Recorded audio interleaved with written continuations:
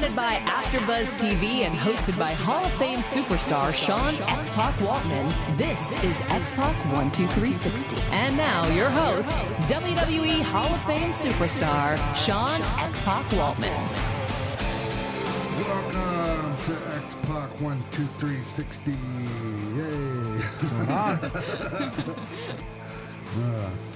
All right. Hey, so did you guys have a good long 4th of July weekend? Absolutely. Nice. Yeah. There was a lot of wrestling to catch up with. It was kind of hard. So much. Yeah, what'd you do? I worked all weekend, actually. All 4 days I was working, so literally on Sunday I was catching up with the G1. I was catching up with Slammiversary. I was just like, there's so much happening. And then I got to have everything done and watch Raw the next day. Okay, it was too much. Yeah. So my girlfriend and I, we took a few days, like the 3rd and the 4th, and we went and rented an Airbnb right on the beach on Malibu. Nice. Like legit, like when the waves hit, they splash up onto the front window, right? Like or the balcony. Like, oh wow! I mean, it's right fucking there. Yeah. And just stayed there, you know. Like I mean, I went to the grocery store and filled the fridge up with groceries, and really just didn't leave like for 2 days, and watched the fireworks all up and down, you know, like up from where we were. You could see all like Malibus. There were two displays going on in Malibu, and Santa Monica didn't have any, but like Marina Del Rey did, and like all the other cities going south down the coast, right? And you could see it, all of it. It was ridiculous. So it's like awesome. A really nice getaway, kind of disconnect a little bit. Yeah, and Lou loved it. The wave, like one of the waves came up and like it pretty much covered her though. Yeah. Anyways, it was fun. That's awesome. Good. Yeah, it was fun, and so like I kind of forget about this until right now I'm thinking about the weekend. Like, so we left. You know, I'm driving back home from Malibu, going down the PCH, and there's a fucking, the cops have someone pulled over on, the opposite, the other side of the highway, and, we're driving a pretty small car, and I'm driving, and this fucking dipshit in a big ass pickup truck just fucking slammed right into the back, rear ended the fuck out of us. Oh fuck. Oh yeah, my girlfriend's like all fucked up, and I had to go, get looked at, and lawyers like, want me to go get looked at, and I'm just sure. There might be something wrong with me, but I can't tell yet. Like there's, I feel fine. Right, doesn't but feel that too doesn't different. mean anything. Right. Because I'm all like, you know what I mean? Like I'm just used to, I live in chronic pain, so it was. And this is when you guys were coming back, obviously. Yeah. Man. So he just rear-ended you guys? Is that what happened? Yeah. He wasn't paying attention. He was fucking rubbernecking. Oh, you know my what I mean by that? Rubbernecking? What, like looking around? When Sorry. you're not when you're looking at the accident, or even like. Well, they say when another accident happens and you're looking at it, that's when another accident happens. And it's just like when you're driving a big ass pickup truck, you can't like be a dipshit like that. Like, right, and that's a tricky stretch of road anyway. Yeah. You know, I mean, like, yeah.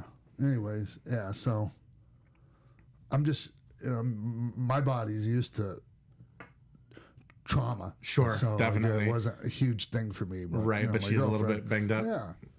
Yeah. Is she okay, like, right now? Or? Well, I mean, she's able to go to work and everything, but... Yeah. Fuck. That's a second car, or is like that's been rear-ended in the last few months. When was the first? Like, it's coming to my house, like on the way to my house on 134 one night. I don't know how many months ago it's been now. Man. Yeah. So, yeah, for her, poor thing. Anyways. All right. Yeah.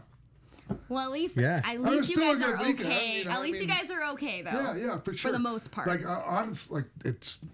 That kind of shit isn't going to ruin my fucking weekend. There you go. That's a good way to look at it. Yeah. What about the earthquake? Oh, yeah, we were there. Earthquakes? Oh, okay. Oh, yeah. And then when we got home, the next day, we got a rental car, right? Because the car's all fucked up, and it's like a pickup truck, and like I'm in the pickup in the parking lot or in the driveway at the house, and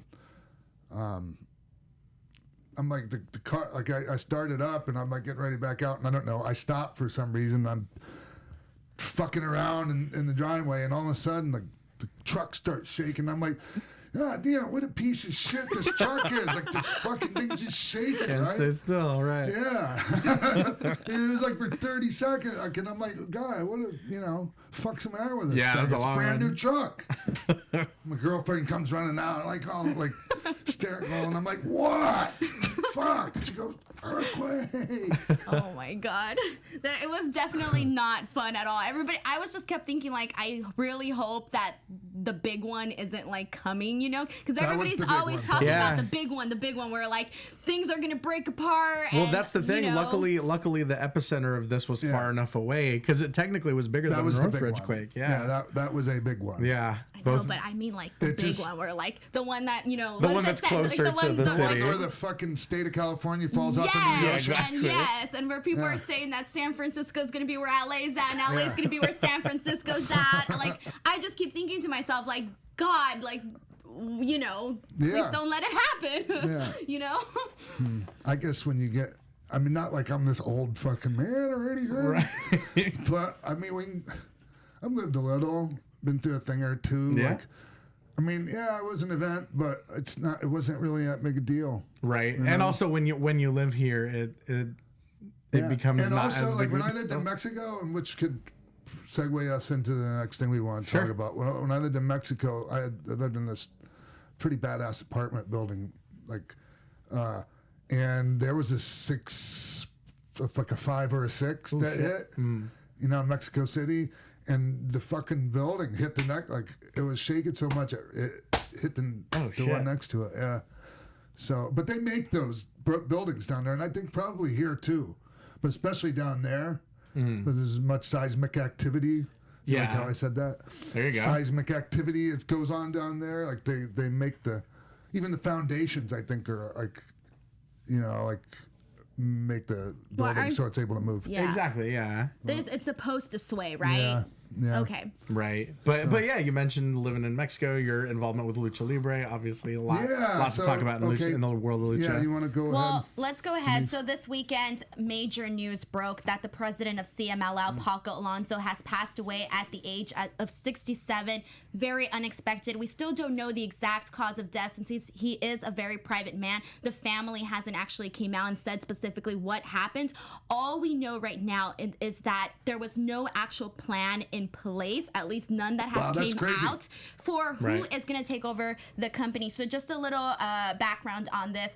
Paco has actually been running the company since 1987. Prior to that, the company was founded and being run by his uncle, Salvador, who was running the company and was founded the company in 1933, making it the first major promotion, oldest major promotion in Mexico. So it's probably in the world. yeah, so this Yeah. is like a big deal. The fact that the person that was, in charge since 1987 is now, gone, and we don't know what's going to happen. As of right now, the person that is the I guess you can say the face of the company is his daughter, Sofia Alonso, who is 28 years old, has a marketing degree, but apparently is not very knowledgeable of wrestling. Yeah. So it's kind of like a very big, Boy, like, the what's going buzzards to are happen. circling right now.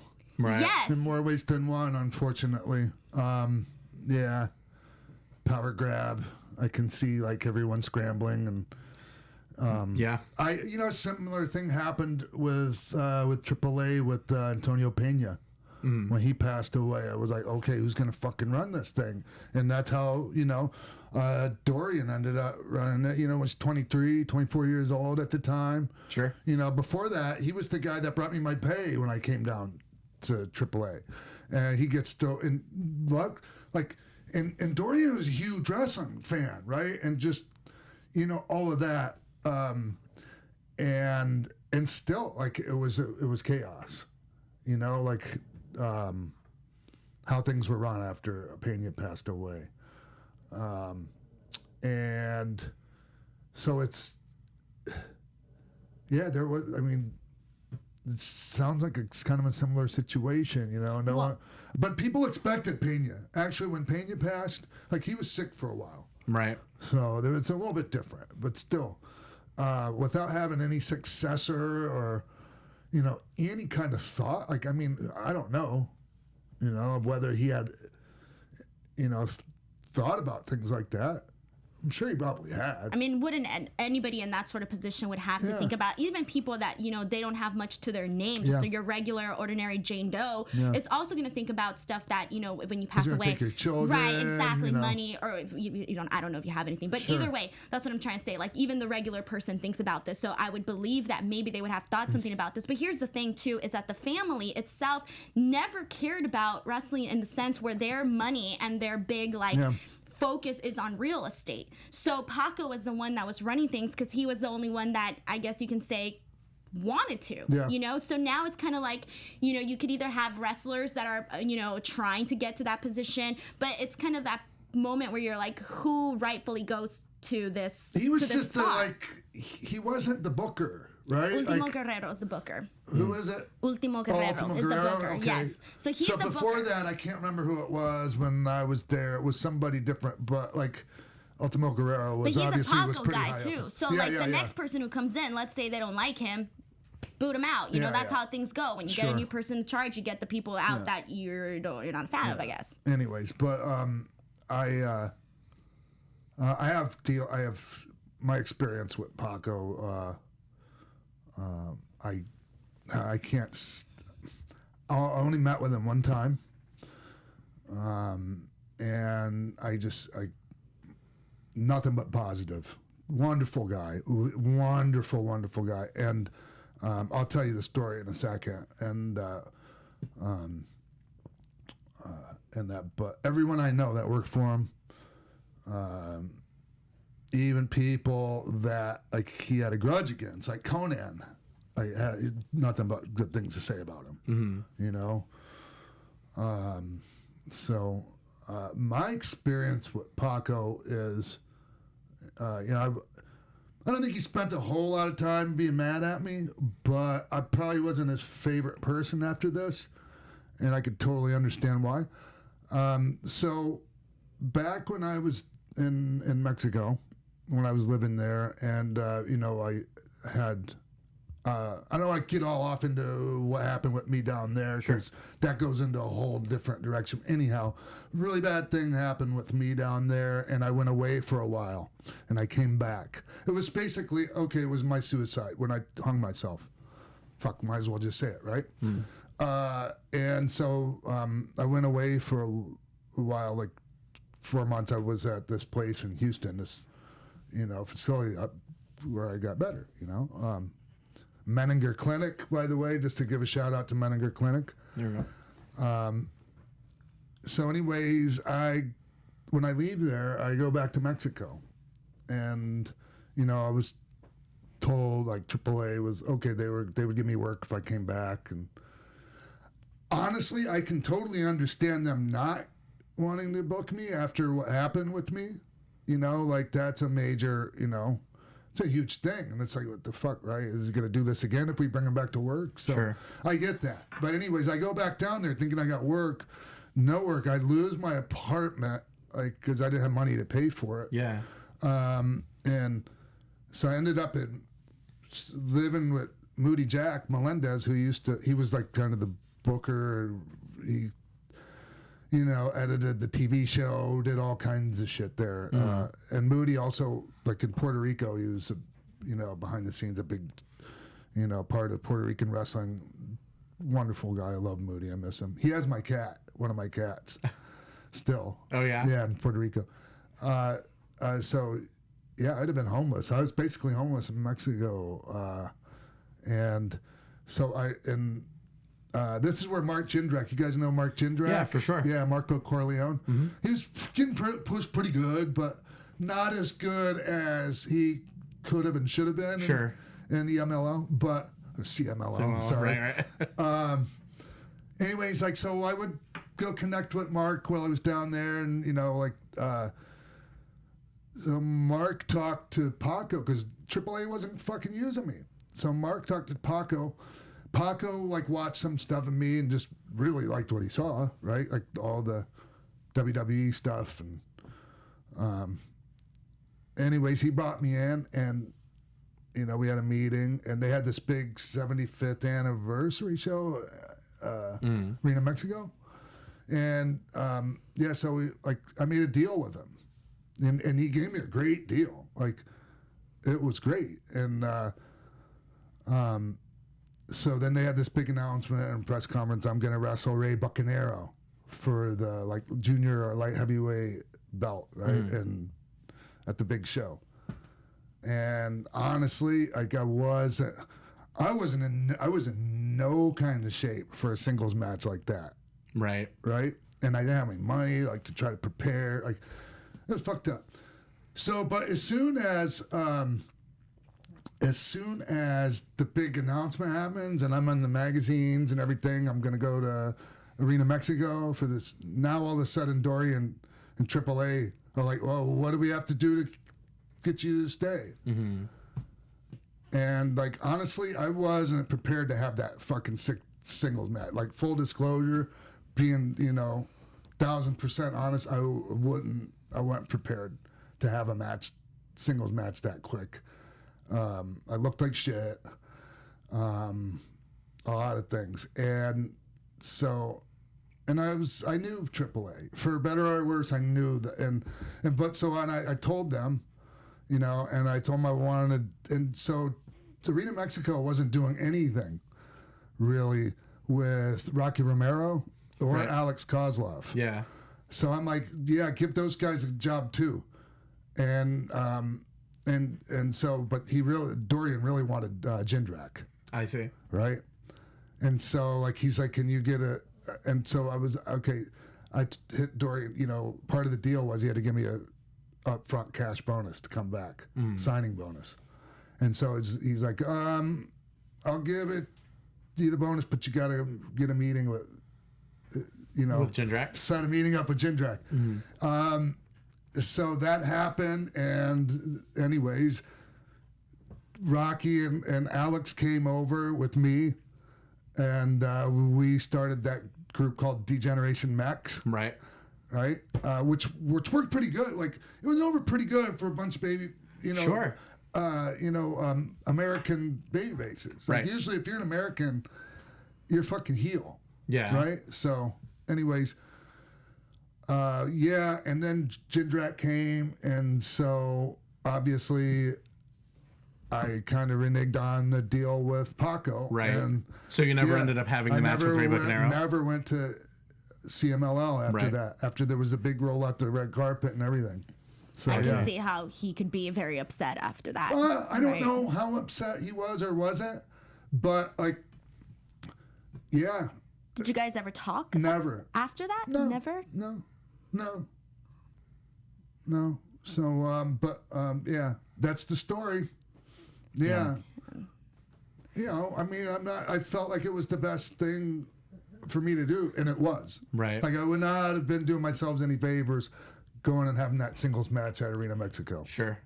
At all. That's true. I know, but I can see how that, like, he gave you an But I opportunity. could have just not fucking rated his talent. Right. Yeah, that's Right? true. Oh, man. That's crazy. Yeah. It's crazy. And then, okay, so anyways, the deal I had with AAA, so then, like, serves me right. It's my fault for fucking taking anyone's word for it. It wasn't a month or two where he went back on his deal, and I ended up, like, I got pretty much fucked. That Dorian did? Oh, yeah. Yeah. Yeah, he knows it, too. Yeah. I saw Dorian at Double or Nothing. Oh, yeah? Actually, he came up to me. He was, really cool, happy to see me. I was happy to see him. You guys are cordial now? I hope so. I think so. Right. I don't think he's too good. Like, I've said some shit about him. Like, worse than, me just telling the story right now. At times being mad about certain things and then, like, blowing up on Twitter. Just stupid Twitter shit that, right. You kind of wish you didn't do afterwards. But, right. Yeah. So, no, I was, like, regardless, like, that is what happened, but I don't hold any grudges over it. And I wasn't the easiest guy, like, I mean, there was We had some complaints, but nothing major. Right. Nothing major. I wasn't doing anything. You know, I showed up for work. I did a great job at work. And, you know, and I wasn't clean and sober, but fuck, who the fuck was in that locker room? Give me a break. Shit. Wow. All right. Sorry, I'm just like blown away by this story. Yeah, Paco.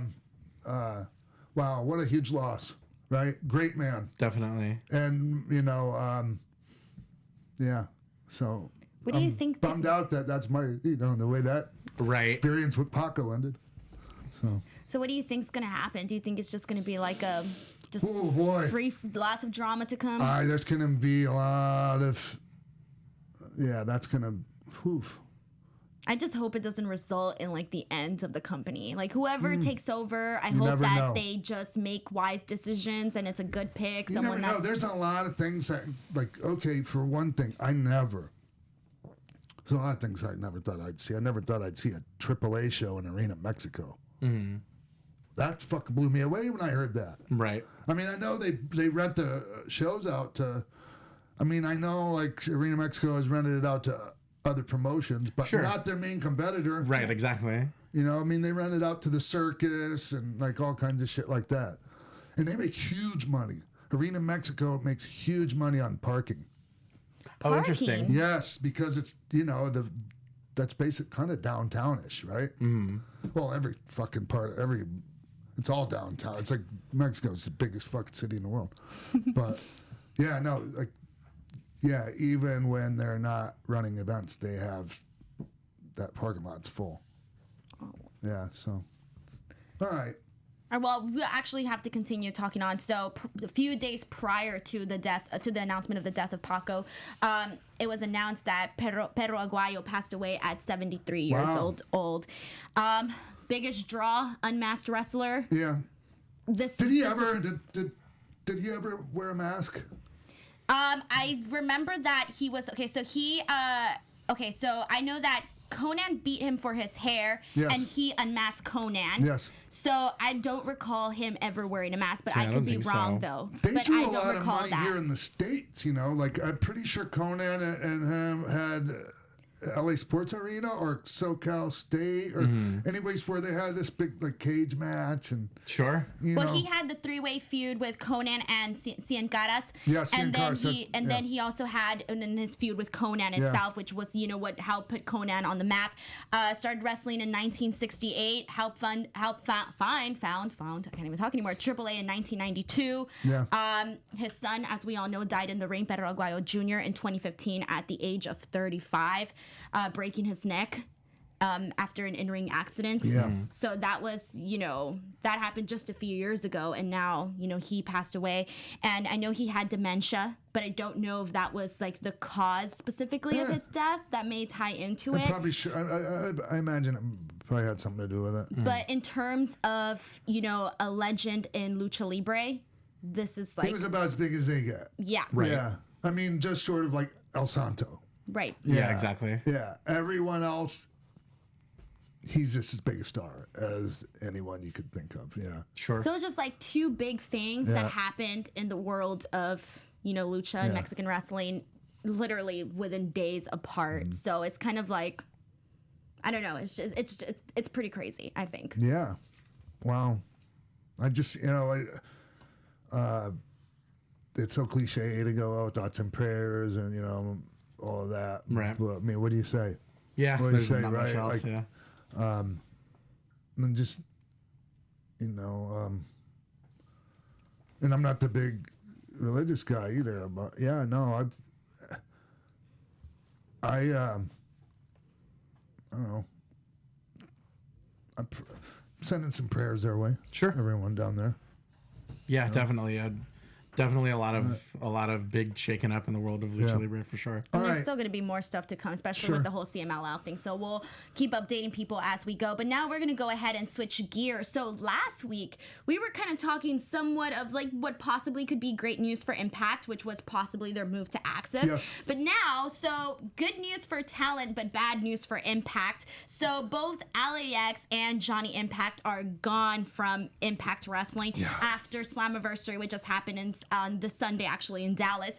And, okay, so let me just give you a brief breakdown. LAX has both offers from AEW and WWE. Obviously, if they go with AEW, they're going to have really good competition in terms of tag teams. The Bucks, Lucha Bros, SCU, Angelico, Jack Evans. Lots of competition that they could work against and, help AEW build their tag team division even more. Obviously, if they go to a WWE, there's still a lot of great opportunity in terms of really good impact for positive change or maybe growth, I guess you can say. Yeah. Okay. Yeah, I'm interested to see where because they're like, if somebody goes, oh, they're the best tag team in the world, like you might have a different opinion, but like you can't go, oh, that's fucking crazy. Right. No, they're definitely up there for sure. Yeah. I said that. I was like, best tag team in the world. I was like, I stand by this statement. And then I found out the news and I was like, I'm not shocked at all. Right. Honestly, like not shocked at all, because in the ring, they're crisp. They do these crazy things that you would think would come across as maybe looking a little sloppy, but no, they're done clean. They're executed they're executed properly. And, they have a lot in terms of their whole thing, like persona, etc. And then with Johnny Impact, same thing. Like he can pretty much go anywhere. I'm assuming he's probably going to go with AEW. I don't know. That's just my opinion. Assumption. Wherever he goes, I hope he gets a great deal. He's very valuable still, I think. Yeah, definitely. Probably more so, I would say. More so. I know he's definitely looking to get into more acting as well. So anywhere that might be able to kind of help that along too. I wonder what's up with Taya. Her contract doesn't end with Impact until I believe the end of the year. Okay. Huh. She still has a bit more to go. Okay. And, all right, so here's the thing about that. We were talking last week about Access TV, and them being in negotiation. But if a huge part of your wrestling promotion is your fucking roster, right, and those are huge hits. So it's I wonder who do we have left there? I mean, we still have some. There's fucking good. Cage is there. Yeah, still. definitely. Killer Cross. Yeah. They had a lot of really good stuff on Slammiversary. Tessa and Sami Callihan had a really great intergender match, and I'm saying this because when you watch that match, it felt natural seeing Tessa in that ring against Sami Callihan. It didn't feel like, oh, this is a girl versus a guy, and I'm so noticing that this is a woman in this match. No, the storyline, the story in the match was great. The match was great, and they just had a lot of different things on the show that worked really well. Compared to last year's Slammiversary, I think last year's Slammiversary was better, to be honest, and the hype and all of that. To me, from last year where they went with Slammiversary to now, it kind of sucks because last year they had so much hype and everybody was super excited. And then this year it's kind of like, oh, we're losing talent and, we're trying to get a TV deal. I think at this point it's like they need to get something right now because they just need something to kind of keep them pulling forward because, if their talent is being rated by both WWE and AEW, it's going to be like, they got to have something to keep that talent interested in staying with the company. And I kind of feel like that's probably not there right now. The talent, we don't know what's going on, obviously they could be being told one thing or another. We don't know. So I guess it just kind of depends on that. Well, you definitely cannot blame any of them for doing what's best for them. Yeah, absolutely. These boom periods in the industry, they last so long, right? And you gotta score. There's a window, and you gotta fucking score while you can during these times. Right. So, yeah. The fact that there is so many options now is a good thing. So all right, good for them. And then actually, before we get to that, I'm just gonna throw this in. I know it was in order, but because you said that there was a lot of opportunity, it kind of ties into what's going on with Gallows and Anderson re-signing with WWE. So it's been noted that they signed 5-year contracts. Apparently, prior to this, they were offered $500,000, and that was rejected. We don't know the actual number in terms of what they got, but obviously, it's going to be more than that $500K. Right. So one can only assume they're talking like some big, like in the millions type of money for them. So considering the fact that they weren't, really a focus on with the company prior to this, and now they are with the club and AJ Styles and all of that. Big move for them, but it's if pretty they interesting. use them properly, they're really fucking valuable. Right. Don't have them doing stupid shit. Right, exactly. Like the fucking shit they were having them do, like the little ha-ha fucking... When they kind of first came around. Well, even like, I don't know if it was when they first, but I just remember even as, not that long ago, like... Right.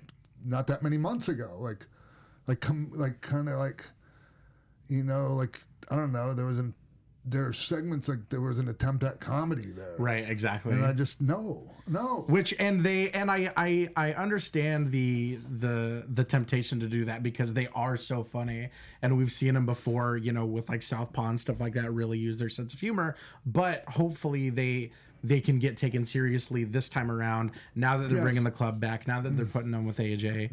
Yeah. Hey, so like just since we're talking about Gallows and Anderson. And this is going off into the weed just a bit, but I saw a match from a few years back just the other day, and it was Carl Anderson. He beat Tanahashi. Right. And what a great fucking match that was. Absolutely. And I just saw it the other day, and I just wanted to give huge props to that and how fucking great Anderson was in that. Yeah, he did. Oh my God, he did so much good stuff in Japan, even before anything with the Bullet Club. You can use him as a singles guy too. Anyways, all right. I just think like in terms of like talking real big money, like they're one of those people that afterwards, when all of this like grabbing talent thing is sort of like slowed, mellowed down, it's kind of like they're going to be one of the people that really benefited from this whole talent raid thing. Good. All right, let's move on and let's talk about Shawn Spears. So there was a little bit of, I guess you can say, controversy. So Shawn Spears was pulled by AEW from Limitless Wrestling. He was supposed to do a show Friday night on July 12th, a day before Fight for the Fallen on July 13th. So essentially what was noted was that this was already set in place prior to him signing with AEW. They were already, supposed to, he was committed to that, right? Yeah. And AEW was like, okay, you're gonna come out July 13th, that's fine, you'll be there. So apparently they kept sending flight information to AEW and kept saying like, oh, like, is this a good flight for him? Is this a good flight for him? Apparently they weren't hearing back and they were like not getting a correct answer. And then afterwards, apparently what happened was that after the flight thing, they basically said like, okay, we're gonna pull him off because he's gonna have to do a photo shoot the day before. So after this came out and Limitless Wrestling posted this online, some fans were very upset, and the Bucks and Cody did face some backlash after this. So because of that, the backlash and all of that, he is now put back and he's now still doing Limitless Wrestling. But a lot of people did raise some concerns over that. Okay. All right. Well, I mean, sometimes those things happen, and sometimes, yeah. So, what do you do though as a new company? Like, how do you say like, obviously both AEW and Limitless Wrestling had their pros. Like AEW obviously needs him for, their photo shoot, all of that stuff, whatever. And so does Limitless Wrestling. They also have their thing. Where does AEW say like, we're going to put our foot down in this one because we need him, Apparently it wasn't that big a deal after all, like when they really thought about it. But it could have been something where it was like, no, we really do need to pull him. And that would have just been, hey, like, sorry. Yeah, that sucks. But like, if there was something like, where, I mean, that's his bread and butter. Like, and I think, I don't know what his deal is. I mean, I don't know what the nature of their deals are there. Right. But I think I imagine that someone realized that at this point, it's not worth that bad publicity, if this was something that was already set in stone way before he even signed. You try to provide someone of equal value. Yeah. They were going to provide Tommy Dreamer, I believe. Well, was AEW going to provide that, or did Limitless secure that on their own? Oh, that I don't know. But I thought the replacement was Tommy Dreamer. That was the replacement. Okay.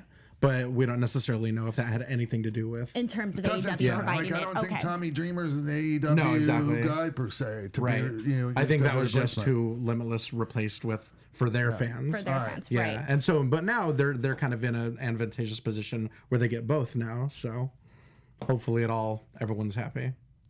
All right. Moving on. So MLW has announced that their first pay-per-view is coming November 2nd in Chicago. Saturday night super fight. Yeah. Is it going to be at that same place they've been running? Cicero Stadium. Cicero I like Stadium. that place. Sure. I watched their show that was on yesterday. Was it yesterday? What's it called? Oh, fuck. Oh, now I can't think of the name of their show they had. Right. Anyways, it was where Jacob Fatu won the title from Tom Lawler. Okay. And there was some other stuff on the show. I mean, I enjoyed the show. Yeah. I enjoyed it. There was some things where I go, I wouldn't have. That's not the guy I would have put over in that match or whatever. Little things. But overall, I appreciate what they're doing. In the industry. Was Kings of Colosseum, guys. Kings of Colosseum. Thank you, Jeff. No worries. But in terms of them building on the current hype and fan base that they have right now, this is probably a better time than ever to do a pay-per-view and stuff like that. So a good call for them.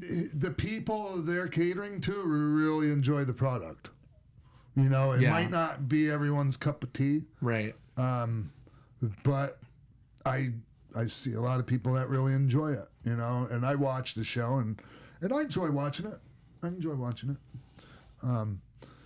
Hey, this is we'll talk about it when we get to Raw. Street Profits. Okay. I'll tell you Got what I it. think about that. All right. Anyway. All right. Moving on, we also had G1 Climax this weekend as well. A lot of really good matches, a lot of talk. Let's first kick it off with, let's talk about the audience and the crowd, because there was some people that were kind of pointing out the flaws of what was happening in terms of like how the production shot the audience and how the audience was. And then there's people on the other side that are like, no, like, okay. So essentially some people online were sort of pointing out like, oh, look at New Japan, they didn't draw this many people, etc. Look at all these empty seats. But then there's other people that saw like, no, like they had a great audience. Yeah. Granted, it wasn't sold out. We know that. It's a but big you ass know building. what though? But you know what, though? They had a very engaged audience, a very hot audience, people that were into the show from start to finish, which Sean, is not always easy to keep an audience fully engaged in a show. But there was a lot of conversation on that. Yeah, and so it's weird. Like, people have a short memory of how fucking tough it was to put asses in seats not too long ago. Right. To where they're going, oh, they can't even sell out the fucking American Airlines Arena? Mm. They fucking it was over half full. I think they said the number, wasn't it the number like 4,000 or something? I don't know. It looked more than that to Okay. me. I wrestled in that building. But you had also mentioned a little bit before we went live that a lot of the crowd was on the hard cam side, right? So, Yeah, that happens, and they're not. It might just be presentation. Yeah, and it's not their like we were talking about before we went on air. Access TV produced that, right? Yes. So, they're not in the wrestling industry where they're used to have to, for cosmetic reasons, like move people. They shot it like a real sport. They shot it like everyone else would shoot it. Yeah. Right. And yeah. So yeah, it would probably look better, like aesthetically, if there were more people. I thought the crowd looked just fine. I thought it was very respectable. Well, because there was some shots, like for example, there were certain shots where they had, the guy's head, and then here on the right side or left side, there was just all these empty seats. So it was kind of like, for a fact that if that was WWE, they would have worked around it. There's certain ways. All they had to do is buy the stage, put some black tarps on those seats that weren't, being used, move the audience around a little bit, and they would have had the energy and everything. Maybe dim the lights, which I know they didn't, but maybe they could have. I don't know. They could have. So they could have, and they've done it before. Yeah. Like that's like they did it at the Cow Palace. Mm-hmm. The lights were dim there. Oh, Sure. so I watched the show live. I didn't watch it back on TV, so I didn't see that. But I see what you mean. They were dimmed. Yeah. Yes, all fair criticisms, but can we get past the criticisms to In-ring stuff. recognize all the great things about this show. Sure. And like about the crowd and like I mean in Dallas, I'm pretty sure Dallas isn't. I mean they have they have a Japanese community there, but it's not like fucking Torrance, California. Right. Sure. Anyone that lives out here knows Torrance, California. There's more fucking Japanese people there. Yeah. Probably Japan. It's just like, yeah. So honestly, for me, in terms of like, I had heard about these issues prior to watching the show because I watched the show the day after, and I was just like, okay, but it kind of did make me upset that people were saying this because I was like, you guys are taking away from what's happening inside the ring. Yeah. Like people have been saying, oh, we want better wrestling on TV, we want better wrestling. There it is. It was. That's your alternative. And so when you put on a show like that for that many people, when you go back next time, there's going to be way more people. Right. That's usually how that works. Yeah, it's absolutely. like, okay, the people that came were really fucking happy they went, right? As opposed to going to a show and being like, oh, fuck, that was too long. Like some of them, most of the matches weren't that great. Right. So, and anyways, I don't think I saw every single match. But Yeah, definitely some fantastic A-block matches. We can talk about the 8-block matches, yeah, for sure. So let's kick it off with Will Osprey and Lance Archer because everybody was talking about this one. Yeah, and I saw a couple little things that could have been tightened up, but I'm not even going to mention them. That's just me because it was great. That's how, as someone that my specialty was that style of match, a David and Goliath match, right? And I just thought it was done, it was done really well. Osprey, I think he's the best guy they have. Right. Especially for the global expansion, like like say here in the States, a blonde hair fucking kid with blue eye, right? Sure. Good looking fucker too, right? Yeah. Yeah. Yeah. His gear's all, on point. And yeah. I was hoping he would win. Right. Lance did great though. I was really happy for Lance. Really happy for Lance. Yeah. Yeah, he's, yeah, I hope they do. I hope they use Lance more, like moving forward. I hope they use him better. I think that one of the highlights of this match was the fact that Will Osprey sort of made Lance Archer kind of go up a level, Yes. Like, obviously, we know that Will Osprey, was the highlight of the match, carrying everything, etc. But Lance Archer was in all the right spots. It's funny because I was actually saying this. I was like, dude, all Lance Archer has to do is be in the right spot, work the match, etc. Right? And he was. And here's, so I'll read, comments of people going, oh, they didn't sell, this and that. And it just I just got to chuckle at some of these people. Okay, it was some of them, it was there was no psychology. Look, I think I know a thing or two about in-ring psychology, sure. And it was, it was a different kind of psychology. It was a different way of selling. And it was done very well. Very well. Yeah. So. All right, let's talk about Bad Luck Fale defeating Evil. I didn't watch it. Oh. It was a solid match. It was what you would expect from both guys. Sure. So, yeah, sounds good. So there you go. Yeah. All right. Well, let's talk about Sonata beating Zack Sabre Jr. and was a really great technical match. That was fun.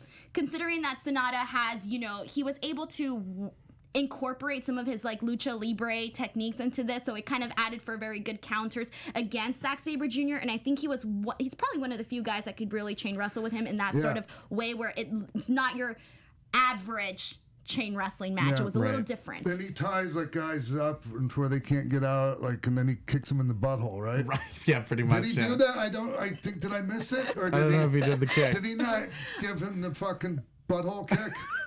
Because I seen him get him tied up to where, you know what I mean? Sure. Yeah. And then I think he gave him a sliding kick or something and knocked him to the floor. My thing with Zack Sabre Jr. is that every time I see one of his matches and I think I got it all figured out and I know what he's going to do next, no. Yes. It's always something so different. And you just think to yourself, like, how did you get from there to there? It's fun watching matches like that, You right? know? Where you Right. don't know what's It's coming like a next. puzzle. And I think with him joining Suzuki Gun, he's been doing such good character work as well. Yeah. Like, not only is he one of the best in the ring, but he's doing such amazing character work. He said having a match like that for American wrestling fans is like reading Shakespeare to a dog. I love That was that a great quote. That was a great Absolutely. quote. I love that quote. When I saw it, I was like, yeah, that's But it. yeah, I think him and Sonata are two of the most well-rounded guys that they've got. So, yeah. So, and it was this match, and I did think about it during like the Osprey match too, but it was in this match where I heard the crowd react to some things that like you got to be an educated crowd to be reacting to. You know what I mean? Some of the more intricate like yeah. things, like trademark things that maybe like someone that just is a casual watcher wouldn't pick up on. Right, exactly. And the whole crowd they knew. Yeah. Like, you know, so. Yeah. Well, I think that's one of the things we mentioned off air was that this particular crowd were New Japan fans. Like, you can tell, some of these people had been following the product for a while, not just when it kind of got that boom here in the U.S., So I think that's kind of what made this, would really help the show, obviously. Yeah. All right, next match, Kenta defeating Kota Ibushi. I enjoyed it. A lot of other people, it meant more to them than it did to me. Because I wasn't really up to speed on all of Kenta's work. Like, I wasn't like into, was it Noah that he was a big deal in? Yeah, him and definitely. Marufuji and all. Like, I was in a different place in my life where I wasn't too actively, Not following it, everything. right. So, I'm happy to see him, after the WWE run. Yeah, and Come kind back of and have a good showing like that. yeah, get back to a style and a speed that he's kind of more suited to. And it was, so they used Ibushi, that's a big win for For Kenta. Kenta, yeah. Definitely. And I kind of figured that's probably what what would happen, but still wasn't sure because Ibushi's a big deal. Right. Yeah, definitely. I think that Kota's probably going to be one of those guys that goes super far on this one. All right. Afterwards, we had Okada versus Tanahashi. Yeah. Yeah, I can't go wrong with Yeah, Okada and the Tana. people, and that's another, the crowd knew what they were watching. And I thought the crowd was, I thought it was a really good match. Yeah. Yeah. Yeah, always is. Yeah. Yeah, and I really, it's just I've seen their match. It was just nice to have a Okada Tanahashi match in the States, Yes. right? But that being said, like it wasn't like they didn't take it to the next level compared to their other matches. It was a solid match. Yeah, absolutely. It was Yeah. a solid match. Yes. It wasn't like, It wasn't one of their Wrestle Kingdom And that's matches, fine. right? Which is They're yeah. saving themselves, I think. And they should. Yeah, because I think when New Japan really started getting on a lot of people's radars out here was during Okada and Tanahashi's kind of first real rivalry, and so to have that sort of match in the States is really big. And so also something that the match was over, but that wasn't the end of the TV show. Mm-hmm. They had the backstage press conference, right? And Right. I love that. The press fucking conferences are love always it. awesome. I Yeah, don't even have to know what they're saying. right. It's nice, little subtitle or whatever. Oh, I know. Yeah. The fucking the interpreter though. Oh, they could have had a better interpreter. That's my only complaint. Right. All right, so there you go. That was like that's what we have here with the G1 Climax. Yeah. Next show's on Saturday, so we probably talk about that afterwards. But yeah, honestly it was a good show. Yeah, it was a fun. good show, very solid show, lots of good matches back to back. All right, let's go ahead and jump into Raw. All right, so what do we want to start off with? I don't know because I didn't see the whole thing. All right, well we can sort of talk. Let's kind of. So last week, one of the major things that we talked about was the whole Mike Kanellis, Maria Kanellis thing. Do you want to talk? Let's go talk about the whole her wanting pickles and ice cream and this. You didn't impregnate me. And now we get like even more tease that she's saying Mike Kanellis isn't the father. What is happening here? I don't get it. No. I just don't get it. Can somebody? can someone please explain this to me?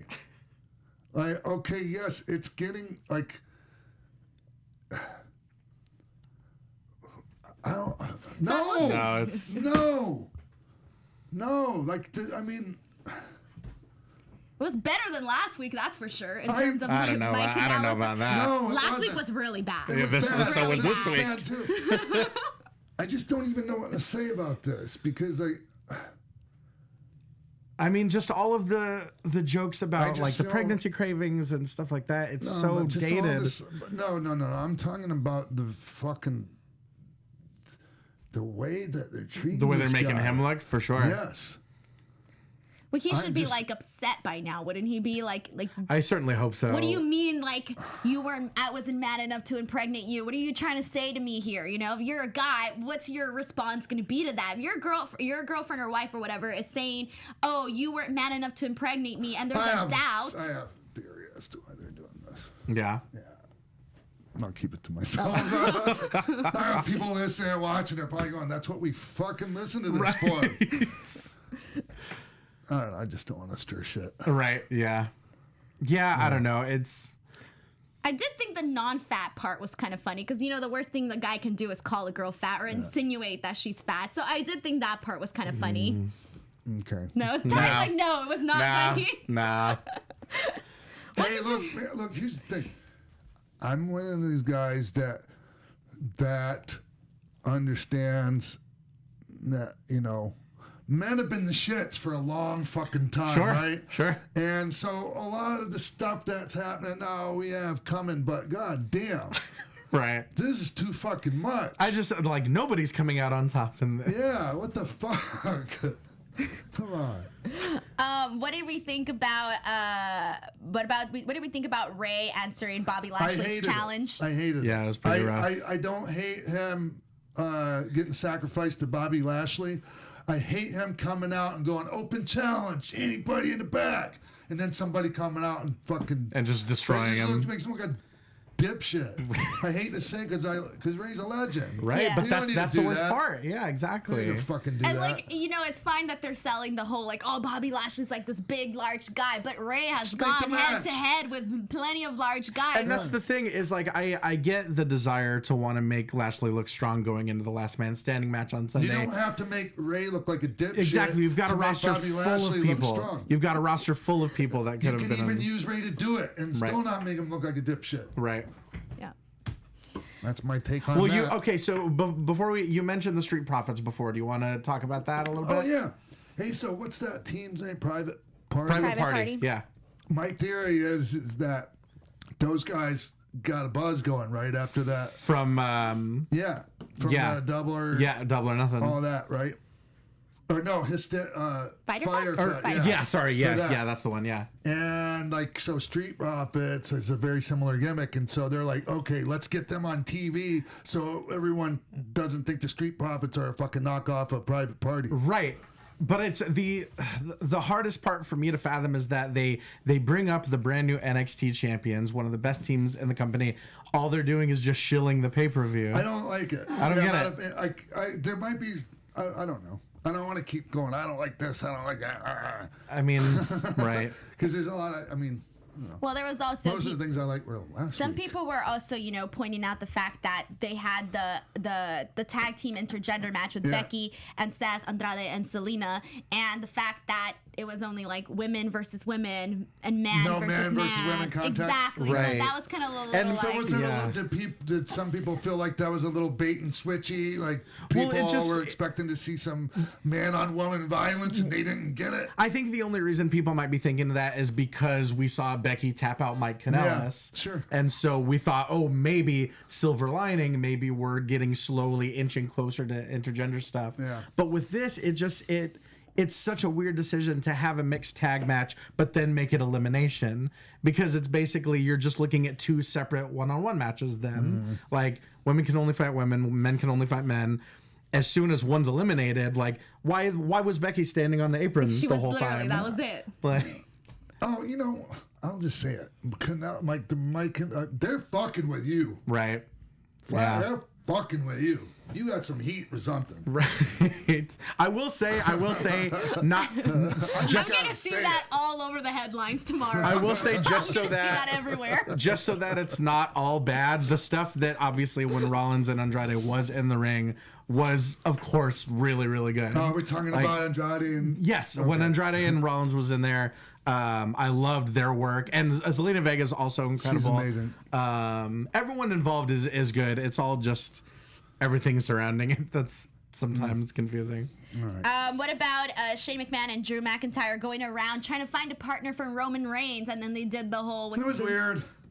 I mean, I kind of liked it, but I was like, then it just like, it was a weird way to finish it. Like, yeah, that angle is tried and true in wrestling, but part and parcel to its success is like the faces getting one over on the heels, you know, when they think it's just some asshole janitor coming out. Cedric Alexander has some pretty fucking hands, because when I was waiting to figure out who it was, I was looking at the hands. I'm like, those are some there might be a woman in there. I did not look at his hands at all. Yes. That's hilarious. Yeah. Well, I was trying to figure out, right? But it puts him in such a weird position to come out. He gets the shine doing all this, high flying offense, and then he still loses. Yeah, almost did it. Yeah. And it's like, all right, well, good try. He could have gone over perfectly fine, but if he loses, then nobody's gonna care who's underneath the mat. Yeah, it was weird. If he had come out, I think if he had come out, gotten a quick flash pin on Shane, and they go off the air being furious. Because it was funny, you know? It would not have hurt anything. No. Especially if Roman was a big part of the reason why it happened. Right, yeah, exactly. And it would not have hurt Shane, and it would have helped Cedric. Right. Quite a bit. Not that hurt it, like that helped him a bit. Right, hopefully. It just for the sake of the segment. Mm-hmm. Like I would have rather saw one of those guys get beat. Of course. One of those guys meaning on the other team. Right. Shane or Drew. Yeah, exactly. Yeah. All right. Hey, and how about where'd they fucking find the Dos Caras mask? Right. What the fuck? Do we think? Okay, it's not that big a deal here in the States, but some people don't take that shit lightly. And that's the thing. Am I reading into it too much to think that that might have been a shot at Del Rio? It might have. I don't know. Who knows? Who knows? How do you guys feel about the Drake Maverick storyline? One time they were doing this thing in the Attitude Era where fucking Victor Quinones brought in Mexican stars, and they did this thing called Super Astros. Yeah, I remember that. Right, and so one time Santo, Il del Santo was there, and I knew him from Japan and everything. So I was familiar with them. I don't think anyone else really, too many people there knew him, but they talked about how serious they were about those masks, right? And Santo was in the cafeteria eating without it on, which usually it's like, oh, it's man, you don't ever.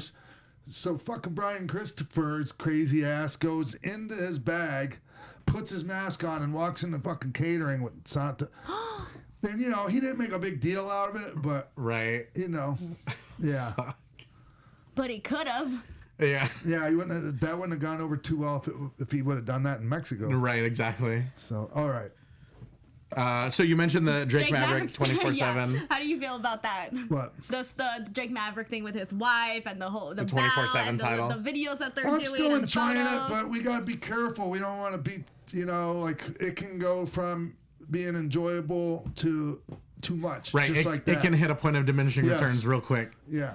Well, because they haven't really explained why he went back. He could have gone on his honeymoon, and that was one of the things is why are you going? If you're trying to avoid everyone, why are you going to the city that Raw's happening? And I didn't like what fell flat was the "be alone with my baby tonight" thing. That was such a who is this for? Who wrote that? Right. And fucking talked Ronnie into saying it. As much as I love that song. Yeah, but somebody was like, oh, right here he goes, They're going to love And I'm sure fucking Truth is probably, oh, fuck.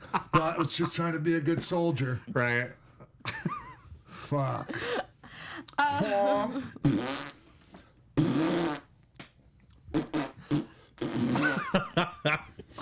Oh boy. All right, let's talk about Ricochet versus Luke Gallows and Ricochet versus Carl Anderson, and then basically AJ coming in to attack Ricochet afterwards in the club and all of that. Yeah, it was fine. Say that again. I mean, I would have liked. What was that Well, again? I like the fact that they had I was Ricochet. too busy making fart noises like a fucking juvenile.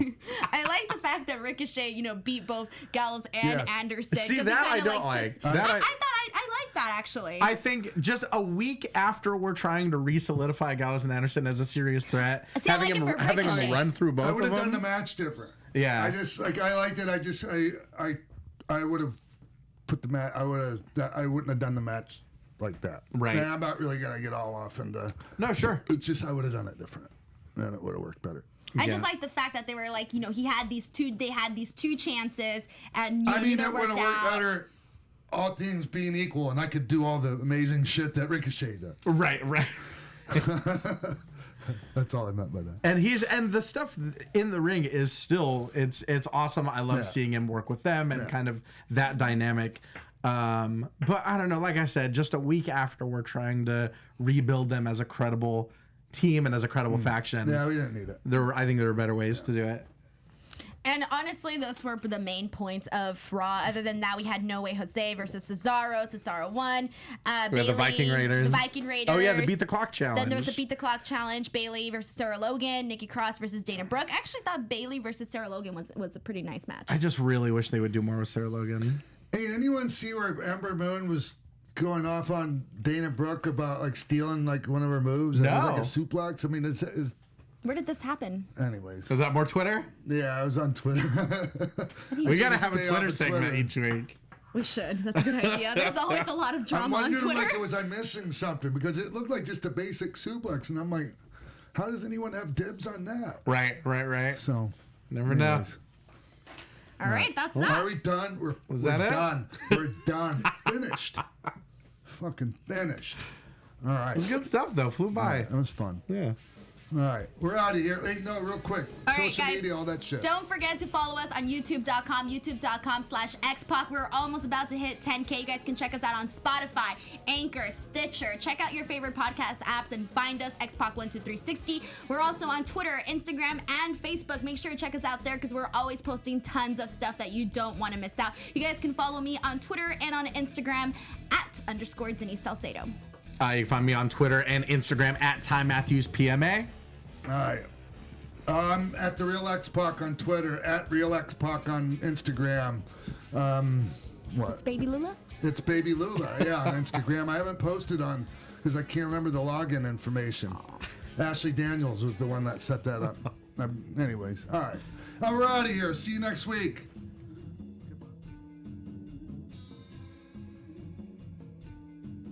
From executive producers Maria Menounos, Keven Undergaro, Sean Waltman, and the entire Xpac 12360 staff, thank you for tuning in to Xpac 12360.